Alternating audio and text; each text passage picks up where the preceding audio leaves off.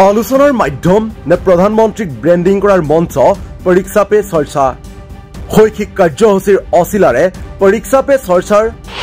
event মেনেজমেণ্টৰ নামতেই বছৰে প্ৰতি কোটি কোটি টকাৰ খৰচ বৃদ্ধি পৰীক্ষা পে চৰ্চাৰ শ্বুটিঙৰ নামত খৰচ 1.95 কোটি টকা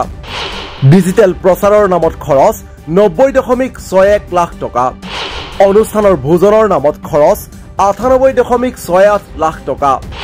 2D 3D সেলফি পইণ্টৰ নামত খৰচ 1.66 কোটি টকা কিন্তু প্ৰকৃত সমাধান ক'ত প্ৰধানমন্ত্ৰীৰ ছবি সম্বলিত সেলফি পইণ্টত খৰচ নে মূল শৈক্ষিক কাৰ্যসূচীত খৰচ দেশৰ ছাত্ৰ ছাত্ৰীৰ মানসিক চাপ হ্ৰাসৰ উদ্দেশ্যেৰে 2016 চনত আৰম্ভ হৈছিল নৰেন্দ্ৰ মোদীৰ আমোলৰ পৰীক্ষা পে চৰ্চা প্ৰধানমন্ত্ৰীয়ে মত বিনিময় কৰাৰ সুবিধা প্ৰদান কৰি দেশৰ শৈক্ষিক খণ্ডত আমূল পৰিৱৰ্তন আনিব খোজাৰ সপোন আছিল নৰেন্দ্ৰ মোদীৰ আনকি ইয়াৰ বাবে ঠায়ে ঠায়ে প্ৰস্তুত কৰা হৈছিল নৰেন্দ্ৰ মোদীৰ ফটো সম্বলিত সেলফি পইণ্ট সেই সেলফি পইণ্টত প্ৰধানমন্ত্ৰীয়ে সেলফি উঠিবলৈ উৎসাহিত কৰি পৰীক্ষা পে চৰ্চাৰ প্ৰতি মন আকৃষ্ট কৰাটোৱে আছিল লক্ষ্য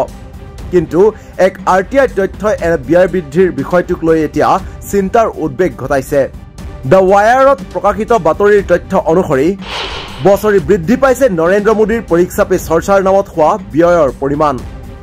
আৰটিআইৰ যোগেদি প্ৰকাশ পোৱা তথ্য অনুসৰি প্ৰত্যেক বছৰে হোৱা ব্যয়ৰ পৰিমাণ হ'ল 2018 বৰ্ষত ব্যয় 3.67 কোটি টকা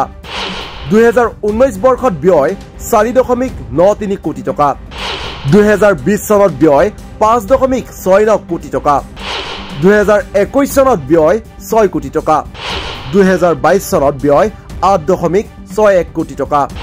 2023 বৰ্ষত ব্যয় 10.04 কোটি টকা 2024 বৰ্ষত আনুমানিক ব্যয় 13.55 কোটি টকা 2025 চনত ব্যয় 18.82 কোটি টকা অৰ্থাৎ 8 বছৰত পৰীক্ষা পে চৰ্চাৰ নামত কৰা খৰচ প্ৰায় 70.88 কোটি টকা লক্ষণীয় কথাটো হ'ল যে শিক্ষাৰ্থীসকলক উপকৃত কৰিব পৰা নেশ্যনেল মিন্স কাম মেৰিট স্কলাৰশ্বিপ স্কিম আৰু প্ৰধানমন্ত্ৰী ইনোভেটিভ লাৰ্ণিং প্ৰগ্ৰাম আদি আঁচনিসমূহৰ বাজেট ক্ৰমাৎ হ্ৰাস পাইছে 2018-19 বৰ্ষত কেন্দ্ৰীয় চৰকাৰৰ এই আঁচনিসমূহৰ আনুমানিক বাজেট আছিল 559.55 কোটি টকা পৰীক্ষা পে চৰ্চাৰ নামত ব্যয় বৃদ্ধি পোৱাৰ বিপৰীতে শিক্ষাৰ্থীসকলক প্ৰকৃততে উপকৃত কৰিব পৰাকৈ এনে শৈক্ষিক আঁচনিসমূহত 2025-26 চনত 429 কোটি টকালৈ হ্ৰাস পাইছে অৰ্থাৎ প্ৰায় 23.2% এই শিতানত পুঁজি হ্ৰাস পাইছে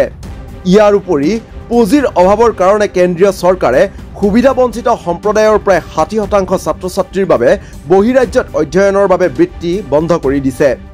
কিন্তু এনে প্ৰেক্ষাপটত তাৎপৰ্যপূৰ্ণভাৱে ব্যয় বৃদ্ধি হৈছে পৰীক্ষা পে চৰ্চাৰ নামত event management production selfie point নিৰ্মাণ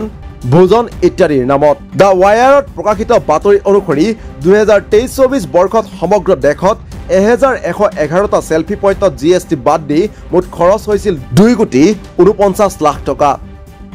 এইদৰে এতিয়া পৰীক্ষা পে চৰ্চাৰ বিভিন্ন শিতানত প্ৰতি বছৰে খৰচৰ মাপ বৃদ্ধি পাই গৈছে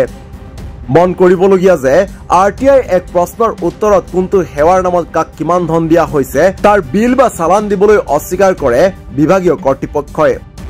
আৰু ইয়াৰ মাজতেই এতিয়া চৰ্চা হৈছে যে সঁচা অৰ্থত পৰীক্ষা পে চৰ্চা শিক্ষাৰ্থীৰে প্ৰধানমন্ত্ৰীৰ আলোচনাৰ মাধ্যম নে মোদীক ব্ৰেণ্ডিং কৰাৰ বিশেষ মাধ্যম নিউজ ডেস্ক ৰিপৰ্ট দি ক্ৰছ কাৰেণ্ট